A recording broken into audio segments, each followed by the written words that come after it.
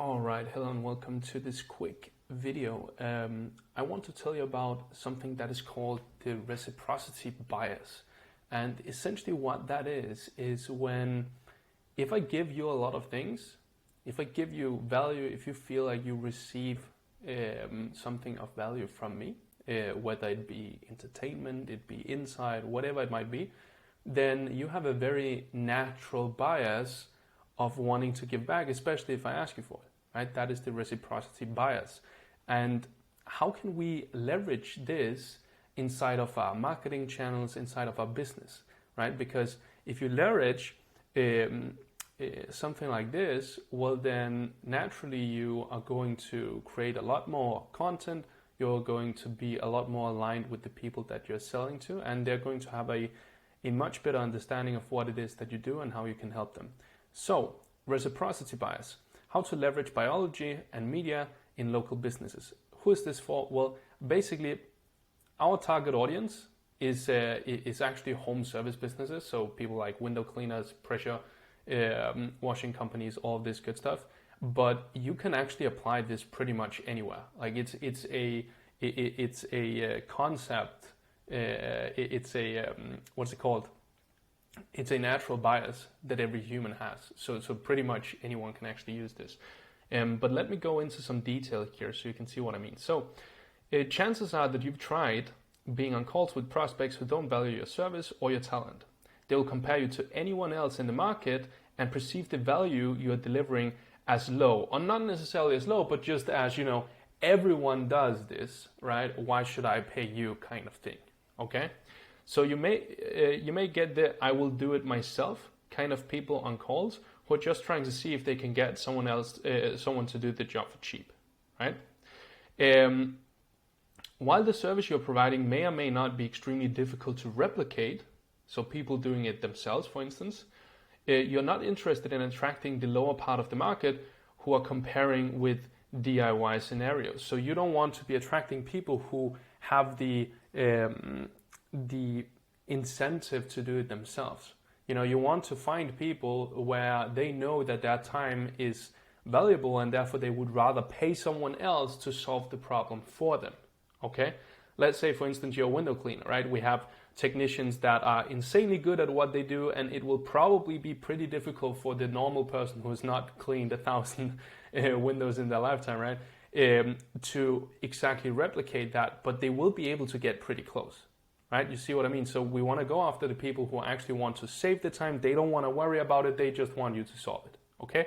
That's what I'm trying to say here. So these are what we call price shoppers, looking for the best deal around, right? So working with price shoppers can quickly become a race to the bottom while local businesses compete for business, resulting in price dumping, right? So when you're in a market and there are a lot of basically a lot of supply, when there is more supply than there is demand, right?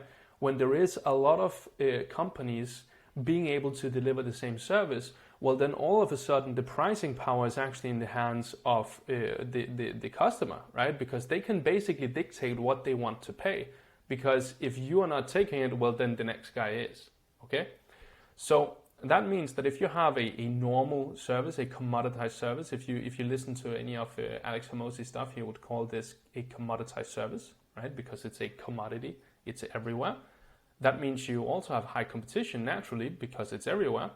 It means that it becomes quickly about the price because you're delivering the same perceived value as everyone else in the market. So therefore, what they want to do is, okay, this is the same value. Now I want to have this exact value for as cheap as possible, right? It's like if you go buy a liter of milk, right? It's from the same company. It's produced the exact same way. Like everything is the same. Then you're just looking for, which provider has the cheapest option essentially, right? That leads to your prices going lower, quality of service or quality of experience decreases, right? Because now you're not incentive to actually do anything great here, and probably you don't have the profit margins to do so, right? That leads to bad reviews or just negativity into space, Less desired provider, you become a less desired provider. You begin to lose business and so on. So you can keep doing this. This is like first order consequence, second order consequence, third order consequence, and then consequences just loop on. You can take this as far as you want, right? So in either case, you don't want to be working with price shoppers as they long term will be bad for the rest of your business operations if you're barely making profit off of the sales, right? So as soon as you dump the prices down, well, then your margins are going to get squeezed, right? So now before maybe you could get the best technician to do the job, right? Now you got to have the second best technician because you're not able to pay them as well, and then the price dumps further, and then, it's a bad loop, right? So what we want to get into is we want to be able to level up the market. We want to advance your market. So let's say that you have a lot of people in your area. You believe at least the people that you've been attracting are price shoppers. It's the DIY segment, and they have more time than they have money, right? So this happens when in their mind they have more time than they have another resource, which would be money, right? So it's just how they place the resource in their own mind, okay? Well, these people, that's not necessarily a loss, because what you can actually do is you can help them, you can teach them, you can begin creating material on how to do the service that you're providing for them, and then you're thinking, wait, that's stupid, because then everyone, I'm going to lose all of the business. Well, the reality is information is not really a secret anymore. It's not like most people don't have access to Google and would be able to figure it out if they actually wanted, but by you being the person providing it to them, well, now you're giving to them, right? Reciprocity bias, okay? So you're giving to the people, you're giving something for free to the people that would not buy from you anyway. And the result of that is that everyone else who also sees you giving, they go like, wait, this looks pretty good. Let me see more of his or her stuff. You build a lot of goodwill with the people that watch your material, and that's also just a part of marketing, right? You want to get attention. What you then want to do is you want to take this market here and see if you can advance them to a sales opportunity, right? Because these are actually who you want to get. You want to get to the people who has more money than time, who appreciates the good service, and who will pay you to remove a headache. So if you educate people on all of the irritating things about making your service, right? So for instance, if you're a window cleaner, well, then it would be, talking about hard water versus soft water, how, minerals, how does that impact the result? What kind of tools do you need to use? What technique? Like all of this stuff, you bombard them with all of this knowledge so they feel like they receive a lot of value from you, which they do. But what also happens is they go like, wait, okay, so it looks easy to do, but now that I am more educated, I can actually tell that this might be a bit of a bigger headache than what I was initially expecting. Maybe my money is actually better to let go of than my time and all of the headaches that I will be getting. Boom, now they have transitioned over here. You see? Okay, so, and just to give you, I noted here is show headaches and pain points. So, for example, one of the markets we're working with here, window cleaners, you have seasonality, you have competition and pricing pressure, you have customer acquisition and retention problems, you need to have access to the properties, depending on what kind of properties you service, you sometimes need access. Quality control of your technicians, you need to be able to hire technicians, they need to be trained and good, then you get all of the administrative burdens, right? So these are essentially a lot of the headaches that, for me, I would show you how to solve, right? And then you can either solve them yourself, or you can get help from us, from us to solve it for you, right? So that would be basically a bullet point list you could go through there.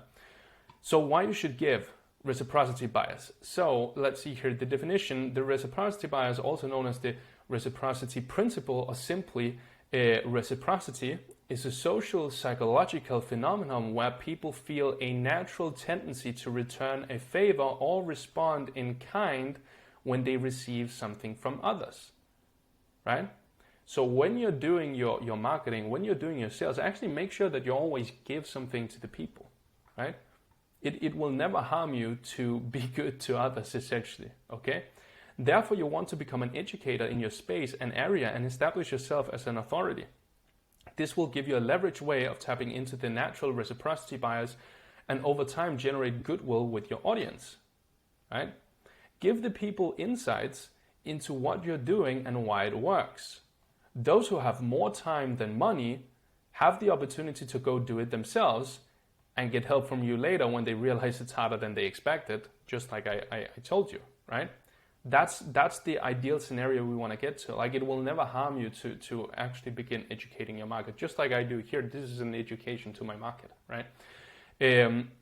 So how to own the attention in your area? You can use social proof, before, after, photos, videos, testimonials, other kinds of results. You can teach and educate, so you can do like how to do this, how to do that, tips and tricks. So this is all for people who want to do it themselves, or have tried to do it themselves, or just general market knowledge, right? Niche specific things that you do for better results. For example, the importance of water hardness in window cleaning, just like I said before. It could be thoughts and insights like, hey, did you know that, blah, blah, blah, or we just found out that, da, da, da, da, da. It's basically just giving insight and value, educating your market, right? Market education.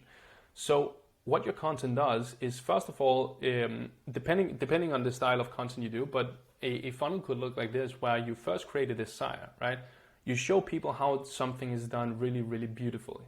That gives them the desire to actually get that same result, right?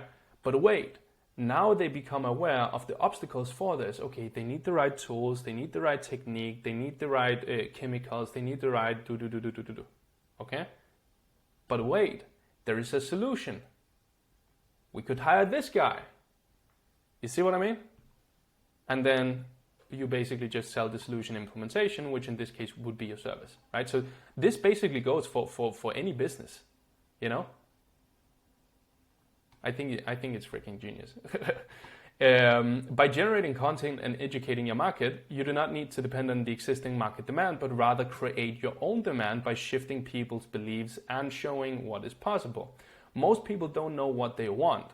You have to show them their end goal and help them get there with content and implementation. So most people don't know what they want. Again, this goes for basically any industry, any kind of market.